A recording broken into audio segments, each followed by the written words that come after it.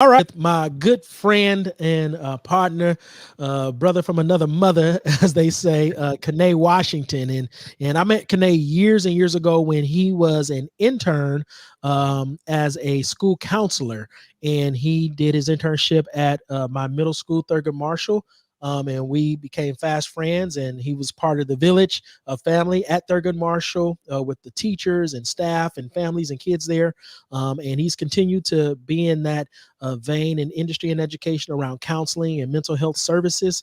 And so I wanted to have him jump on and have a conversation about his role in the education world as a counselor and dealing with mental health, especially mental health with Black men and young boys. And so, Kene, welcome to this fireside chat.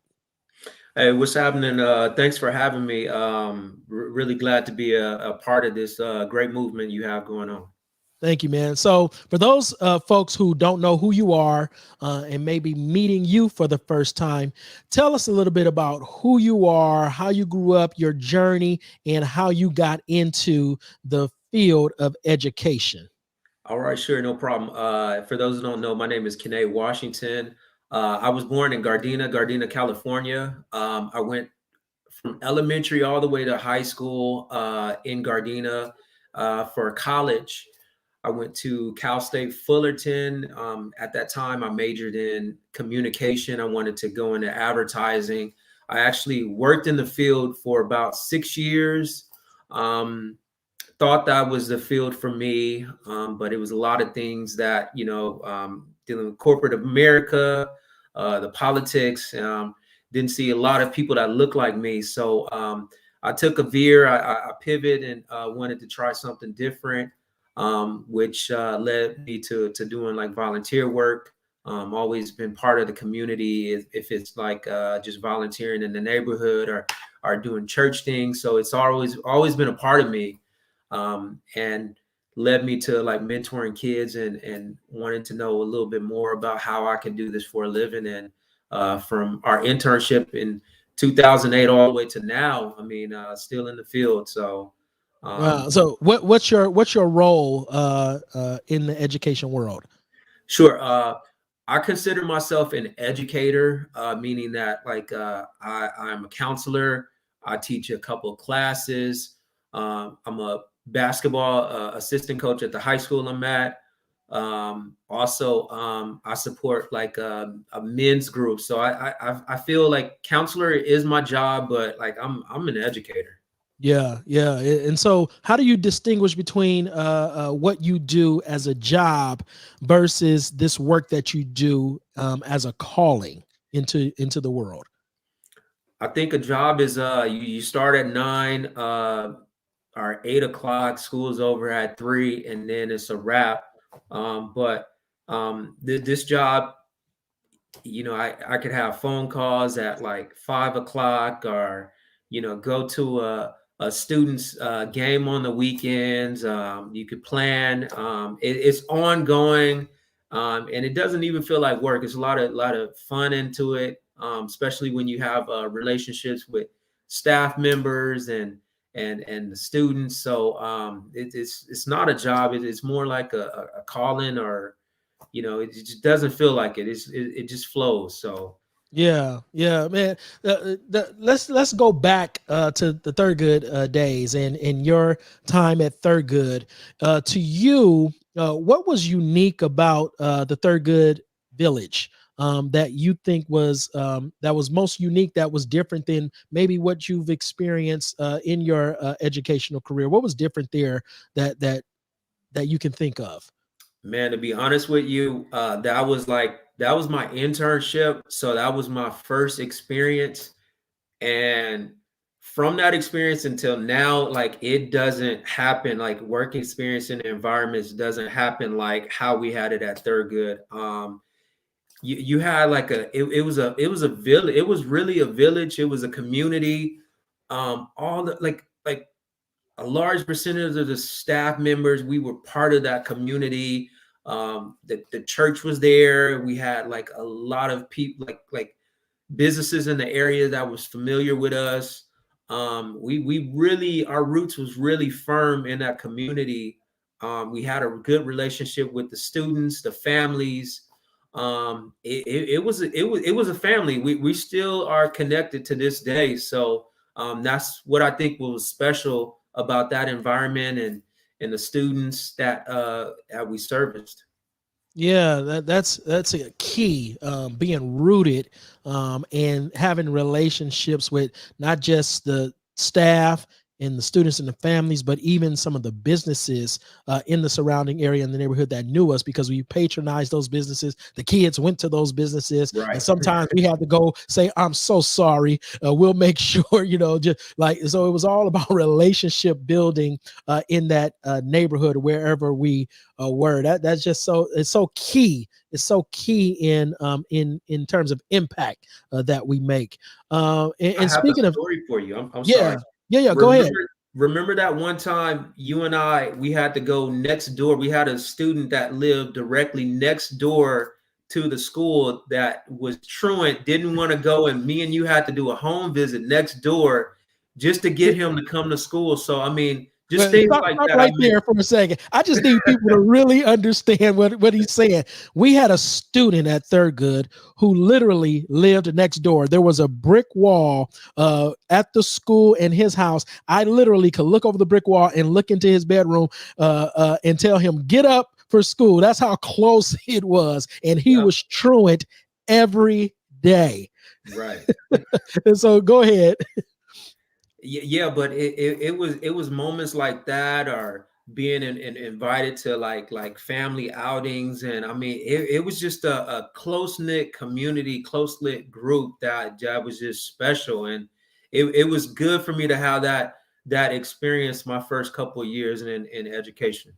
Yeah, yeah. But you were gonna share a story or something about him, or was it just, you know? No, no, it was just Oh, that, like okay, how okay. we went out of our way to try and do what we had to do in order to Yeah. get these kids. Yeah, So yeah, yeah. No, that's so dope, man. Just I was talking to Agbai the other day, and he was saying how it was just cool to think and reflect on our experience together, and then just think about the good times, the hard times, the bad times, the times we celebrated, times we cried together. yeah, And it was a family. We were a real close knit family, not just with the staff, but again with the students and families in that neighborhood. So when you think about being a black male counselor dealing with mental health. You know that mental health in the Black community has always been a stigma, and now with Gen Z and even millennials, they have really pushed the envelope on seeking therapy, right? And so it's becoming less of a stigma. But for Black men.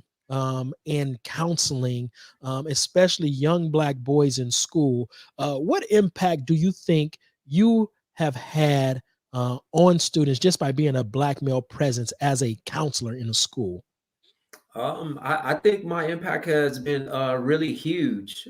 A lot of these students, I know me personally growing up, seeing like trauma around me, or uh, trying to understand how to deal with conflict, or how to deal with like certain emotions and feelings that I'm experiencing or have experienced at that moment. Having a counselor or someone accessible or someone that can relate to those moments is really important, really key, and I think that is crucial, especially for a young student K through 12, to have that experience, to see someone that looks like them and had similar experience to help them navigate. So it is definitely crucial. Yeah, yeah, for sure.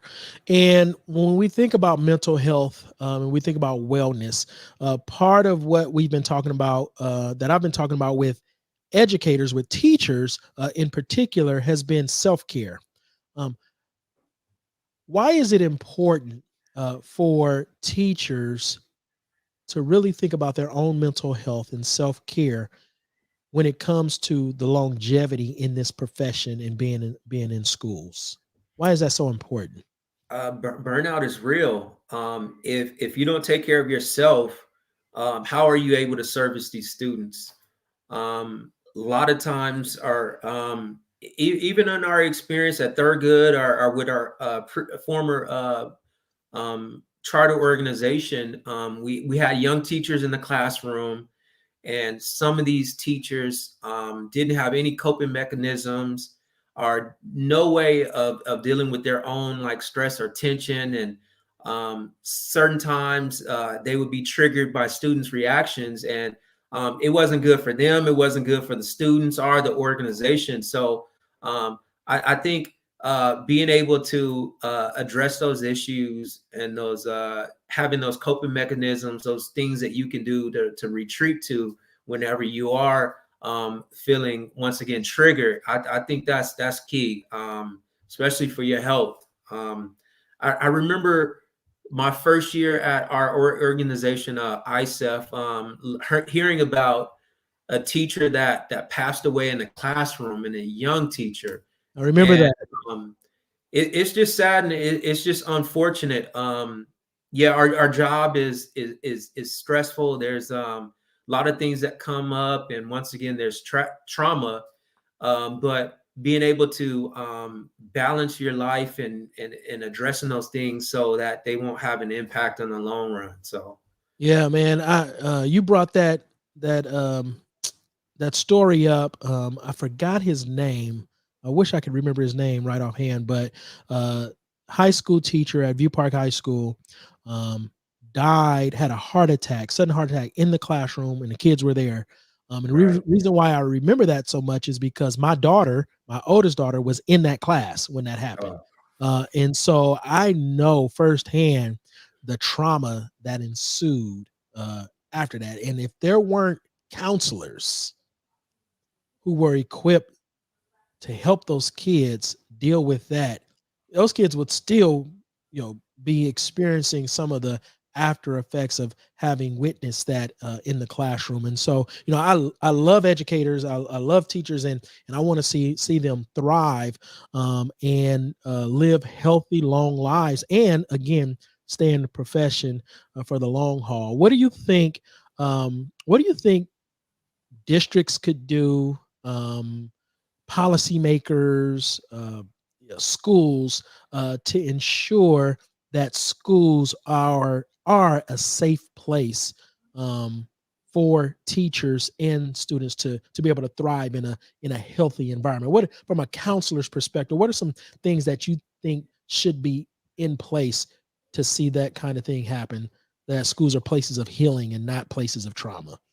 I think these schools need to understand the community, understand the population that they're servicing, be able to see ways in which they can fill the gaps and meet some needs. Like your churches, schools are a really important hub in like communities, Mm-hmm. and meeting needs, meeting the people where they're at, allowing schools to be like you mentioned, safe spaces, and having programs. If certain programs are out of the way, allowing like school houses to host those programs and making it accessible for the community. And I feel that just educators meeting students where they're at. I think it takes collaboration. It takes understanding resources,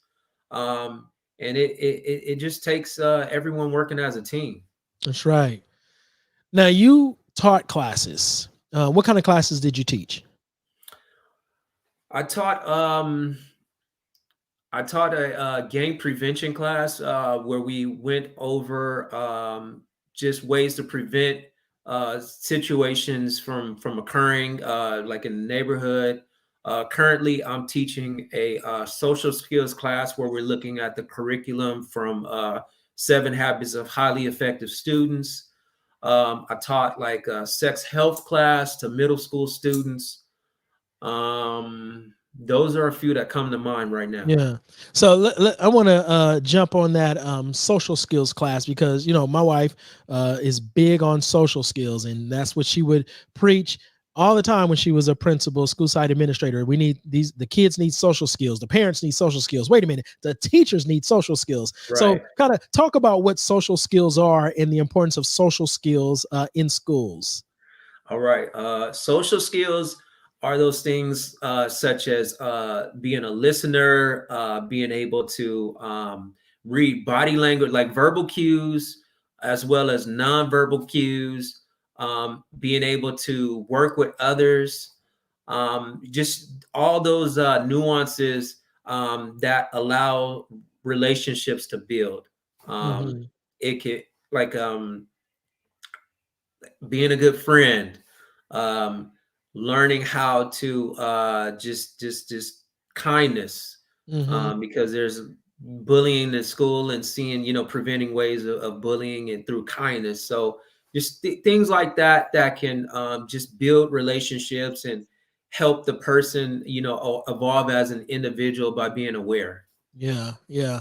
And have you, as a counselor, after having taught social skills, in the school, have you had an opportunity to see it at play and be like, yes, it worked, like that kind of thing? Because a lot of times, as educators, you'll be teaching a lesson or we'll be talking to kids about life, about something, and we won't see like an immediate impact until years later when they say, you know what, you used to be my teacher, and I remember when you said, and it was because of this that I'm doing this. And so it's like years later. But have you seen like something that you've taught to kids and then seeing it like play out on the school campus, and you're like, they used the strategy?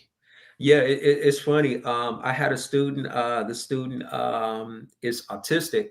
So Mm, we are doing a learning on, or we're doing a lesson on creating boundaries, using I statements, and just letting people know how he felt. yeah. Usually, people would take advantage of him because he didn't communicate. So just taught him something simple as I statements, like, I feel uncomfortable when you're in my personal space, and I need you to back up a little. So Uh-huh. out on the yard, see him, have an interaction with another student, and see him apply the skill. And I'm like, okay, I see you. So, it felt really good to one, know that he was listening, and two, know that, what we went through, or what we, learned, it worked for him. Yeah, yeah. Now, when you got into counseling and mental health field, um, what was your experience like with schools and classes, and actually who were the people in the program? Did you see many people that look like you ethnically, but then look like you like gender? Like, did you see black men in these programs? Yeah. Man, What was your experience? I didn't see any black men. At first, it was me thinking like, is this the right fit for me? Because Mm, coming from like the advertising field, not seeing people of color, and then coming to like the education field, not seeing men of color. So, it was one of those things I was questioning at first, but hey, to be honest with you, when I had my experience with Thurgood Marshall, I seen you as a principal, and we had um, several male teacher.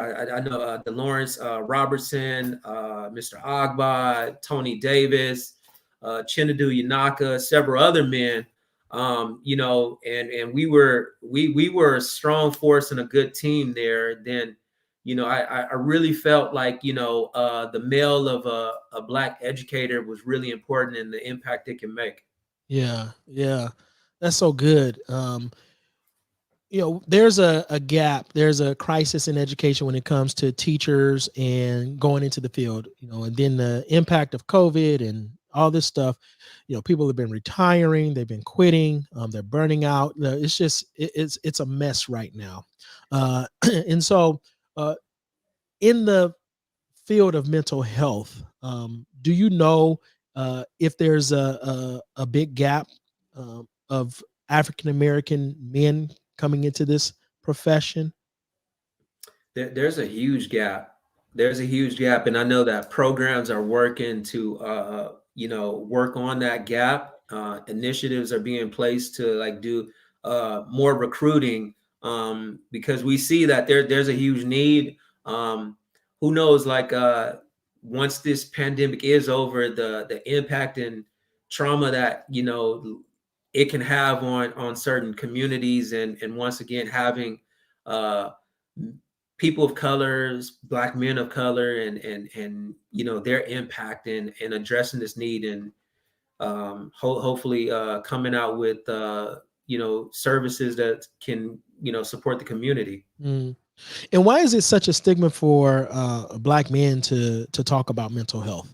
Where do you think that comes from? Do you, or have you experienced that? Because oftentimes, what I've experienced is that we'll talk at the barbershop about sports, politics, relationships, um, but not a lot about what we're really dealing with on the inside, right? And then in church, when people are in faith-based spaces, whether it be a church, a synagogue, or a mosque, I don't really see black men having those conversations to really talk about their feelings and their mental health and seeing a therapist and stuff like that. What is it? What is it about us as black men and not wanting to address those things? And what do you think we need to do to make it more accessible for us to have these conversations?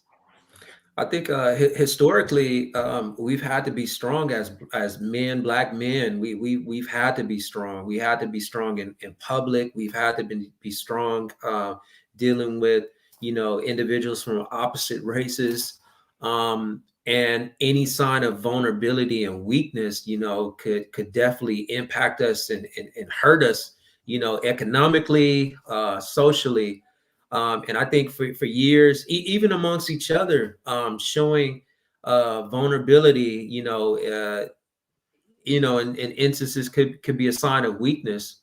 I know women are more emotional, by nature, and it's, really difficult and challenging for a man to really, or black man of color to really, open up. I feel building awareness. Hmm. I feel educating yourself. I feel having spaces and safe spaces to address certain emotional needs, and having like maybe a guide or a mentor to talk to definitely is good starts. And I see more of that happening because it's going through a lot, like especially these last couple of years, like societal, it's a lot to hold in. Yeah, Just having these safe spaces is definitely detrimental to mental, physical, emotional health. yeah, yeah. That's so important. It's so good. Um, my last question really is around advice you would give to teachers, brand new teachers coming into the teaching profession. You've been in education for how many years now? 14, 15 years. For about 15 years. So, the average person that comes into education stays about 3 to 5 years and they're out. And so I've been having these conversations with people who've stayed again beyond that 5 year mark, 15, 20, 30 years, and still doing the work. What is it that has kept you in this work, and what advice could you give to a brand new educator coming into this field so that they would be in the work for the long haul? This work is rewarding. It's rewarding on an emotional level that I haven't experienced before. I feel rewarded. I feel that it's not about me. Hmm. I feel like a servant, and just the people, the teachers, the students, the opportunities, the collaborations have changed my life. I met you through this field. I met my wife through this field, and it's just a part of me. Um, I feel that it does have its ups and downs.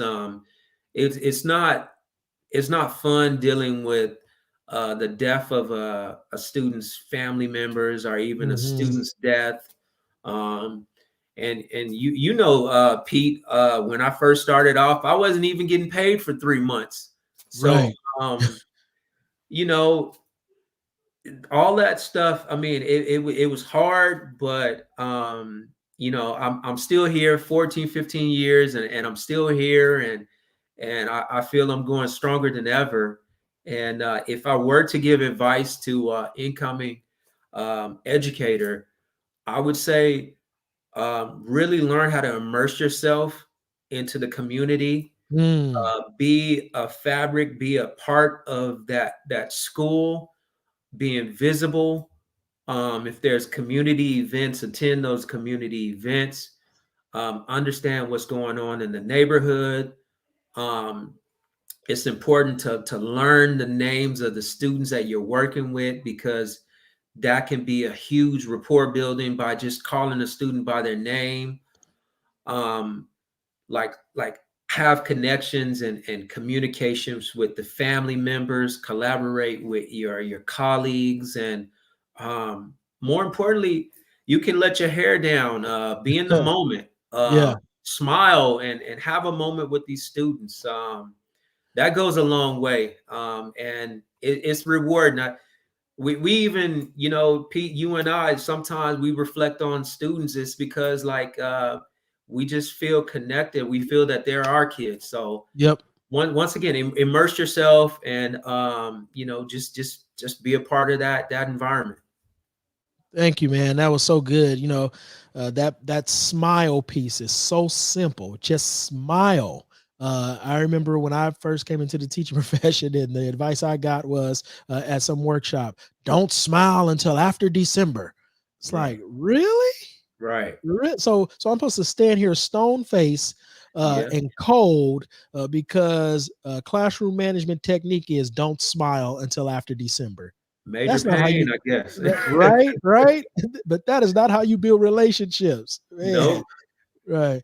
Well, man, thank you again for just this short time that we had together to talk and reflect on the work that you have been doing over the course of all these years. And is there anything else that you like to add to this conversation that I didn't ask you? Um, Man, just I tell you all the time, but you were a big push. I know Asmara mentioned that in his interview, but you were my mentor, and you know, seeing you in this position. So um, yeah, grateful for you, your wife, your family, and really enjoyed being a part of this. So once again, thank you. For sure, man. And thank you for all the work that you do and continue to do, and the way you've been a blessing to me and the work, to help the students shine, the family shine, because it's never been about us. It's always been about the people that we serve. All right. Yes, sir. All right, man. Thanks. All